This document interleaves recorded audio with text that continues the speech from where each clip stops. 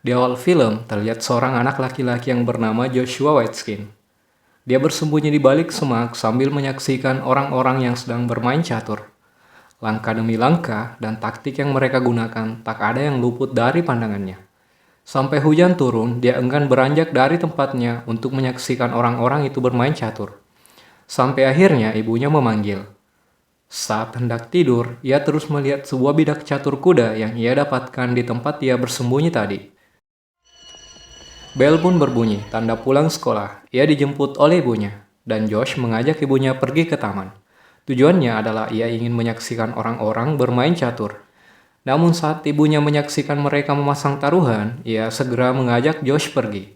Namun Josh justru melewati kerumunan banyak orang untuk mendekat dan menyaksikan mereka bermain catur. Seperti biasanya, tak ada satu gerakan pun yang luput dari pandangan Josh. Sampai di rumah, ia merangkai mainannya seperti sebuah bidak catur. Keesokan harinya, saat pulang sekolah, ia kembali mengajak ibunya. Ia melihat seseorang yang memasang tulisan, bermain atau foto dengan orang yang mengalahkan Tal pada tahun 1953, ia harus membayar $5. Tal, atau yang dikenal dengan Mikhail Tal, adalah merupakan juara catur dunia yang ke-8. Ibunya yang melihat itu memberikan kesempatan pada Josh untuk bermain catur. Laki-laki itu yang melihat bocah berumur 7 tahun akan menantangnya, dengan ekspresi yang sedikit emosi, dengan cepat menarik uang $5 yang diberikan oleh ibu Josh. Awalnya laki-laki itu meremehkan Josh, namun saat bermain, hanya beberapa langkah ia harus takluk dengan permainan Josh. Bahkan ibunya sendiri baru menyadari kemampuan Josh yang luar biasa dalam bermain catur. Karena penasaran, laki-laki itu pun kembali mengajak Josh untuk bermain catur. Keahlian Josh bermain catur menarik perhatian orang-orang di sekitarnya. Seseorang di antara mereka ada yang mengatakan bahwa Josh menggunakan kombinasi bidak untuk menyerang layaknya Bobby Fischer, sang legendaris juara 1 dunia. Ibunya yang terkejut dengan kemampuan Josh memberitahukan hal itu pada ayahnya. Ayah Josh yang tidak percaya dengan kemampuan anaknya mengajak Josh bermain catur. Dari jauh terlihat ibunya mengamati ayah dan anak itu bermain catur. Tidak lama kemudian, ayahnya berhasil mengalahkan Josh. Dan saat ia hendak pergi, ia berkata kepada istrinya bahwa seharusnya ia memberikan kesempatan pada Josh untuk menang. Namun ia mengatakan bahwa Josh lah yang tidak mencoba untuk menang karena dia tidak ingin mengecewakan ayahnya. Mendengar itu, ia kembali memaksa Josh untuk bermain catur. Sebelum bermain, ibu Josh berkata bahwa ia tidak apa-apa mengalahkan ayahnya karena ayahnya tidak akan sedih walau harus dikalahkan olehnya. Dan kini Josh pun kembali melayani sang ayah. Dan yang terjadi, Josh sambil bermain dengan adiknya, menerima telepon dari temannya, mandi dan berbagai aktivitas lainnya ia lakukan sambil bermain catur dengan ayahnya. Sedangkan terlihat ayahnya hanya duduk terdiam dan berpikir keras. Pada saat posisi tertekan, ayahnya mencoba memindahkan posisi bidak caturnya. Namun tanpa harus melihat, Josh mengetahui bahwa ayahnya telah bermain curang. Dan pada akhirnya, ayahnya harus kalah telak dari Josh. Melihat kemampuan Josh yang sangat luar biasa, akhirnya ayah Josh memutuskan untuk mencari guru catur untuk mengasah bakat anaknya. Kini mereka pun tiba di tempat orang yang bernama Bruce Pandolfini. Sedangkan Josh terlihat ia mengajak seseorang yang ada di tempat itu untuk bermain catur. Ayahnya yang menyampaikan keinginannya pada Bruce. Bruce menolak dengan alasan bahwa ia tidak lagi menjadi guru catur.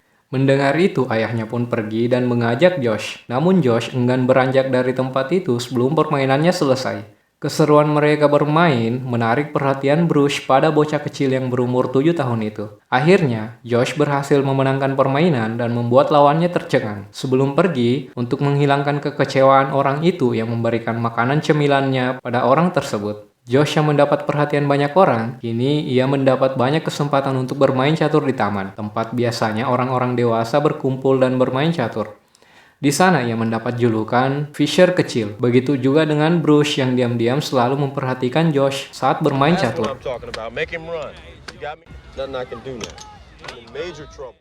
Ayahnya memutuskan untuk kembali mendatangi tempat Bruce. Di sana ia melihat para bakat terkuat di negeri itu berkumpul dan bermain catur. Bruce mengatakan ia menghabiskan hidupnya untuk bermain seperti sang legenda catur Bobby Fischer. Namun dirinya dan pada umumnya orang-orang yang bermain di tempat itu hanya mampu menjadi peniru. Dan ia melihat sesuatu yang berbeda pada diri Josh. Josh menciptakan permainan seperti Fischer dan Bruce menginginkan kembalinya Bobby Fischer yang telah menghilang. Dan keesokan harinya, Bruce menemui Josh di rumahnya, dan dia bersedia menjadi gurunya. Berikutnya, Bruce memulai mengajari Josh taktik bermain catur. Meskipun harus menghadapi tantangan yang sulit, namun pada akhirnya, Josh mampu memecahkan teka-teki catur yang diberikan oleh Bruce. Kemudian, Bruce memperlihatkan sebuah sertifikat catur kelas master, yang hanya didapatkan oleh beberapa orang dalam sejarah bermain catur. Dan hanya orang yang mendapatkan poin master kelas yang berhak mendapatkan sertifikat itu. Dan terlihat Josh sangat berkeinginan mendapatkan sertifikat itu. Bruce berjanji akan memberikan sertifikat itu pada Josh. Syaratnya, Bruce melarang Josh untuk tidak lagi bermain di taman, karena akan membuat permainannya semakin buruk. Hal itu bertentangan dengan kemauan Josh. Kini, tiba saatnya Josh mengikuti pertandingan pertamanya di ajang pertandingan catur nasional tingkat anak-anak. Terlihat Josh meladeni peserta lain sambil menulis. Saat pertandingan berlangsung, salah satu orang tua peserta berkelahi dengan orang tua peserta lainnya. Sehingga panitia lomba mengambil keputusan untuk mengeluarkan semua pendamping peserta lomba. Tidak lama kemudian, kini peserta hanya tersisa 2 orang, salah satu di antaranya adalah Josh. Karena tidak ada orang tua yang mendampingi, terlihat beberapa orang anak bekerja sama untuk memberikan informasi. Dan pada saat-saat terakhir, seorang anak keluar memberikan kabar bahwa permainan telah selesai. Namun, ia tidak mengatakan siapa pemenangnya. Hal itu semakin menambah kegelisahan para orang tua peserta yang menunggu hasil pertandingan. Dan saat di kereta, terlihat Josh memegang piala sambil tertidur, yang menandakan bahwa dia adalah pemenangnya. Kini Josh pun terus melanjutkan torehan prestasinya. Perlombaan demi perlombaan, ia ikuti dan berhasil meraih juara. Yes. Look at this. Josh, wait.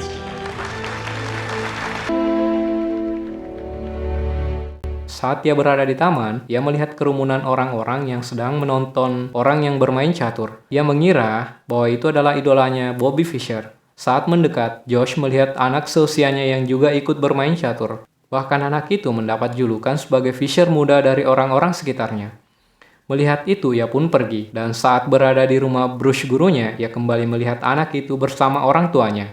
Mereka meminta formulir klub untuk ikut di ajang kejuaraan lomba catur. Terlihat Josh dan anak itu yang bernama Jonathan saling menatap, dan mereka enggan untuk saling menyapa. Lanjut pada malamnya, Josh menyampaikan pada ayahnya untuk tidak perlu ikut final lomba catur di negara Maybe bagian. we shouldn't go to the state finals. Of course we're going. That's what we've worked so hard for. He's a top-ranked player. Kini, rasa khawatir akan kekalahan muncul dalam diri Josh. Saat mengikuti perlombaan catur berikutnya, Josh harus kalah dengan 7 langkah. Hal itu membuat ayahnya sangat marah, karena ayahnya tahu bahwa ia sengaja kalah di perlombaan I itu. don't understand why this happened. Why did this happen? Did you bring your queen out early even though Bruce... Keesokan harinya, ia kembali belajar bersama Bruce. Bruce mengatakan bahwa Josh tidak boleh lagi bermain catur di Washington Square atau pemain catur yang berada di taman. Karena menurut Bruce, mereka adalah pemain catur tingkat rendahan yang mengajarinya cara bermain catur yang buruk. Kemudian Josh menjawab bahwa mereka bukanlah pemain rendahan. Josh yang selalu menentang Bruce membuat Bruce marah. Saat pulang sekolah, ia hanya melirik orang-orang di taman yang bermain catur. Keesokan harinya, ia kembali belajar bersama Bruce. Bruce mencoba mengajarinya cara untuk menghilangkan rasa takut saat menghadapi lawan, yaitu dengan cara membenci dan mencemooh mereka, karena menurutnya seperti itulah cara yang dilakukan Bobby Fischer kepada lawannya. Josh lagi-lagi menentang Bruce. Ia berkata bahwa ia tidak akan membenci lawannya walaupun mereka membenci Josh, dan dia bukanlah Bobby Fischer, dia adalah Josh. Mendengar itu, Bruce menjadi marah. Ia memberikan tumpukan fotokopi sertifikat master class. Bruce mengatakan bahwa itu hanyalah tumpukan kertas yang tidak ada artinya. Ibu Josh yang melihat itu menjadi marah dan mengusir Bruce. Get out of my house. Look, I know you don't want to. Berhentinya Bruce menjadi guru catur Josh membuat ayah dan ibunya bertengkar, yang semakin menambah beban pada Josh. Keesokan harinya, ayahnya menemui Josh. Terlihat ia sudah merapikan kamarnya. Ia menulis sebuah taktik catur, dan ayahnya berkata, sekarang semua terserah Josh. Apakah ia akan lanjut ke pertandingan final atau tidak? Namun Josh tetap bersikeras untuk ikut. Kemudian ayahnya kembali mengajak Josh untuk pergi ke taman dan memperbolehkannya bermain catur. Josh sangat senang, yang selama ini ia dilarang bermain catur di tempat itu. Play. Never play the board always. All right. Bruce kembali menemui ayah Josh. Ia menanyakan apakah ia masih berencana membawa Josh ke pertandingan nasional di Chicago, yang menurutnya itu hanya akan membawa kekecewaan terbesar yang akan dialami oleh Josh jika ia mengalami kekalahan. Sementara lawan-lawannya menghabiskan waktu mereka untuk latihan. Kemudian ayah Josh berkata bahwa semua yang ia lakukan hanya untuk Josh, tanpa harus berpikir apakah ia akan menang atau tidak. Dan ia meminta Bruce untuk hadir di pertandingan finalnya, namun Bruce menolak itu. Kini Josh pun tiba di tempat pertandingan. Saat bertemu temannya, Josh memperlihatkan fotonya saat pergi memancing bersama ayahnya.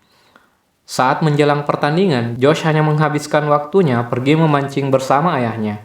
Berbeda dengan peserta lain yang terlihat masih sibuk belajar taktik catur. Pertandingan pun dimulai. Jonathan terus melirik Josh yang sedang bermain catur.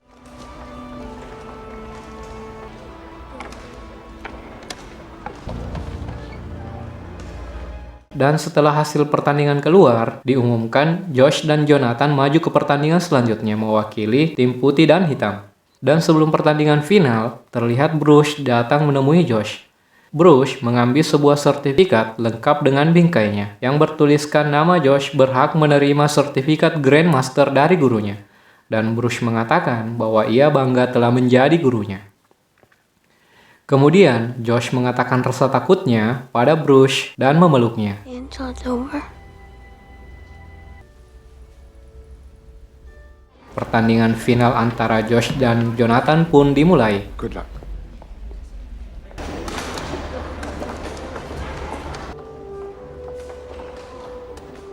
Di awal pertandingan, Josh terlihat terpojok menghadapi serangan Jonathan, hingga akhirnya Perdana Menterinya harus menjadi korban. Namun Josh dapat membalikan keadaan dengan menumbangkan Menteri Jonathan, hingga posisi permainan menjadi imbang, dan mereka pun kembali melanjutkan permainan.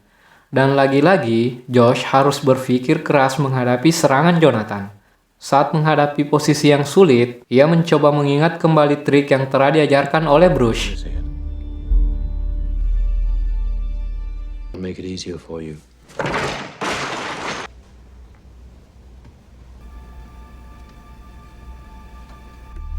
Akhirnya, Josh berhasil membaca titik akhir permainan. Ia pun mengajak Jonathan untuk berakhir seri, dan hasilnya mereka berdua akan keluar menjadi juara. Namun Jonathan sama sekali tidak mengetahui apa yang ada di pikiran Josh.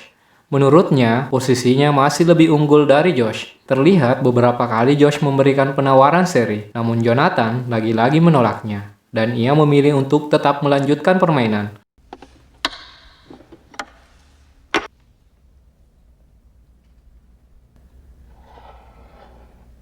Dan pada akhirnya, Jonathan harus kalah dari Josh.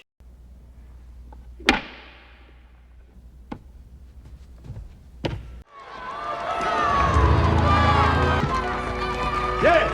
Shot! Told you! Itulah seorang Josh, kisah nyata dari Joshua Waitzkin, pemain catur handal yang memilih menjadi dirinya sendiri.